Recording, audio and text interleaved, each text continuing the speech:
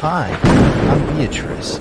Let me tell you a bit about my family's history, which is full of intriguing and spiritual events. My uncles, my grandmother Marta, and my mother Joanna all followed Spiritism before truly knowing Jesus. My grandmother, for instance, couldn't even look into the eyes of Christian people because she felt that something inside her was preventing her from approaching Christian salvation. When I was about 5 years old, I was in preschool. My mother worked at the same school, but in different shifts. She worked in the morning, and I attended school in the afternoon. So, at lunchtime, she would take me to school. I was a very independent child and spent quite a bit of time alone at home, watching my favorite cartoons like Static Shock. Our house was small, and you could see all the rooms from anywhere. It was a day like any other. After getting ready, I went to the living room to watch TV. I was looking for the remote control when, suddenly, I noticed something strange coming from my mother's room, where I also slept at the time.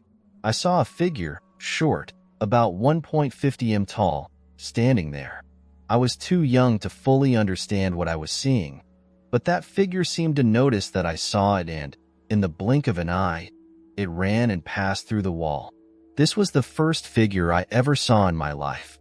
Since I already knew that strange things happened in our house, I tried not to give it much importance, but it stayed on my mind for the rest of the day. After that first encounter with the figure in the living room, my curiosity and fear began to grow. I was just a child, but I couldn't get what I had seen out of my head. Over the years, these strange experiences became more frequent and harder to ignore. One day, after a long day at school, I came home and went straight to the living room to watch my favorite cartoons. Everything seemed normal until, out of the corner of my eye, I noticed a strange movement in the kitchen. It was the same short and indistinct figure I had seen years before in my mother's room. It seemed bolder this time, almost as if it was watching me. I tried to convince myself that it was just my imagination, but something inside me knew it wasn't. A few years later, while I was alone at home again, the figure reappeared. This time, it was in the hallway. I stood there, paralyzed with fear, staring at that shadowy figure. The figure ran and passed through the closet door, disappearing like a ghost. My heart was pounding, and I knew something very strange was happening. These apparitions became part of my life, but the scariest experience happened when I was 13 years old. It was my birthday, and I had invited 2 friends for a sleepover. We were all in the living room, laughing and playing Uno.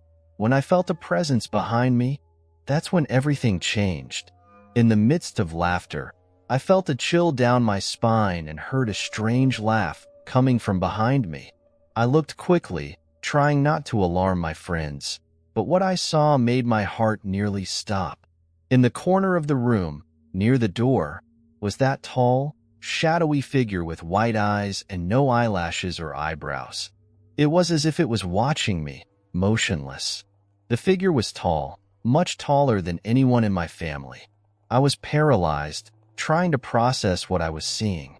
With a tense smile, I made up an excuse and turned on the main light, saying the lamp wasn't enough to see the cards. My friends laughed and continued playing, unaware of what I had seen. Even with the light on, I still felt a strange presence in the room. Fear was taking over me, but I tried to stay calm so as not to ruin my friend's night. I knew I needed to tell my mother about this, but I didn't know how she would react. Little did I know, this was just the beginning of a series of even scarier events. That night, after my friends left, I couldn't get the image of that figure out of my head. Even with the light on, the feeling of being watched didn't go away. I told my mother a few weeks later, and she, concerned, called a priest to bless the house. He said it was just my imagination, but I knew it wasn't that simple. Around that time, I was diagnosed with anxiety, and it seemed like no one besides me could understand what I was going through. Then, one night before bed, I decided to ask God for an answer. I wanted to understand what was happening and why these strange things only happened to me. That's when I had a very vivid dream. I dreamed of my grandmother Marta and my mother Joanna when she was a child. They were kneeling before a huge figure in a room lit by an orange light. The smell in the air was horrible, like something was rotting. I couldn't move my head, as if something was forcing me to look at that scene.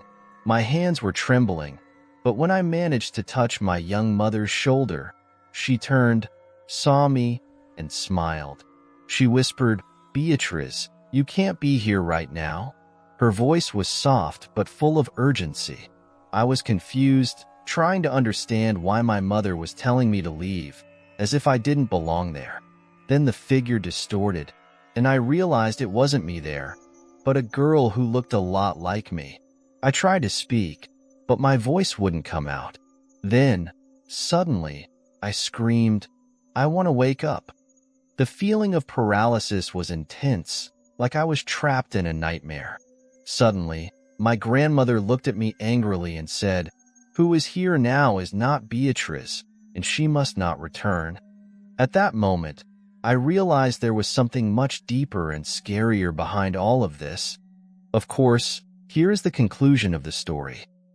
After that disturbing dream, I knew I needed to tell my mother. I waited a few days, but finally found the courage. I told her everything, every detail.